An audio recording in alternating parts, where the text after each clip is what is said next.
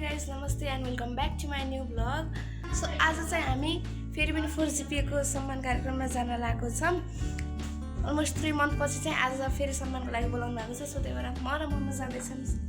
By. अब चाहिँ हामी घरबाट निस्किसक्यौँ।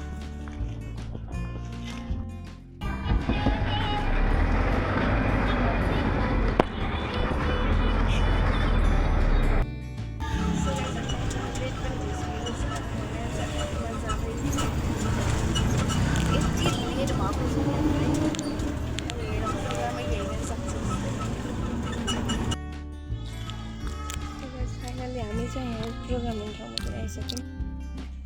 गाइस 12:30 भयो। 10 बजेको हामीलाई 10 बजे आउनुपर्ने हुन्छ नै 9:45 जाने प्रोग्राममा जानु भनेर थाहा भयो। त्यसपछि हामी यति लेट भइसक्यो।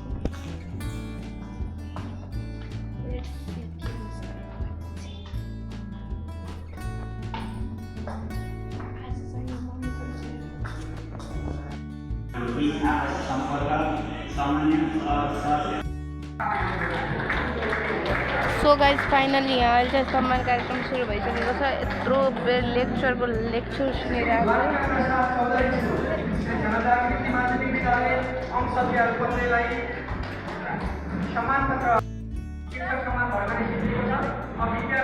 जो भविष्यका कर्णधार हुनुहुन्छ, राष्ट्र निर्माणको लागि एउटा पिलरको रूपमा काम गर्नुहुन्छ, उहाँलाई हामी सम्मान गरेर उहाँको प्रतिभालाई सम्बोधन गरेर सम्मान गर्ने कार्यक्रम छ।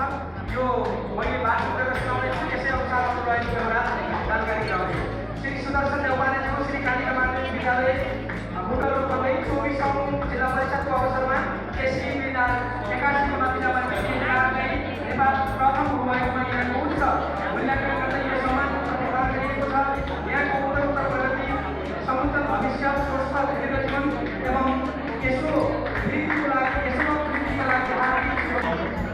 जुन भूमिका खेल्नुभयो विद्यालय परिवारलाई उच्च सम्मान गर्दै कालिका मानव विद्यालय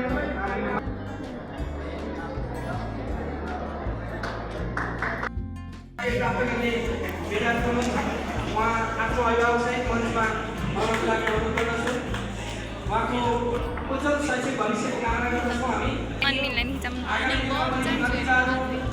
कुनै उतार चढाव नआओस्, यो नतिजालाई कायम गर्न सक्नुहोला भन्ने हामी सबैको कामना छ।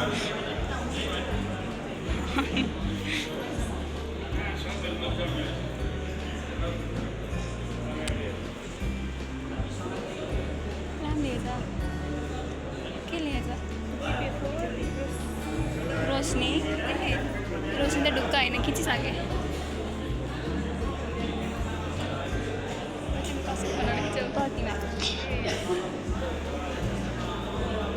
बनाइदिन्छ भिडियो हेर न।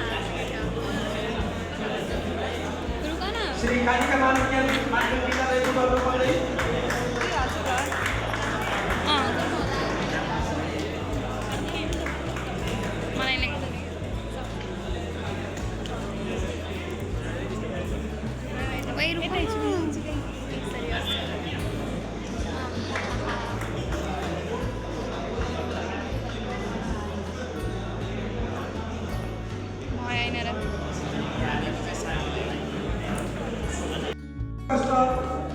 असफलता प्राप्त नहोस् भन्नका लागि हामीले लिएका हौँ। प्रकृति काफी यसका शान्ति नगर माध्यमिक विद्यालय त्यसपछि यो चाहिँ हाम्रो साकोटा सरले आजै नै यो प्रमाणपत्र प्राप्त गर्नुहुन्छ। फोटो खिच्नलाई जाँदैछु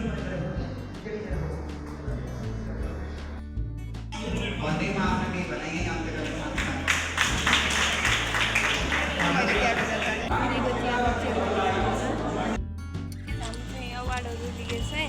अब हामी घर जान पनि लाग्यो। कस्तो लागिरहेछ मम्मी?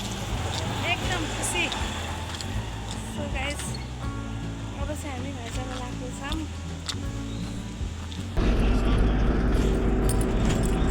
सो गाइस फाइनली अब हामी चाहिँ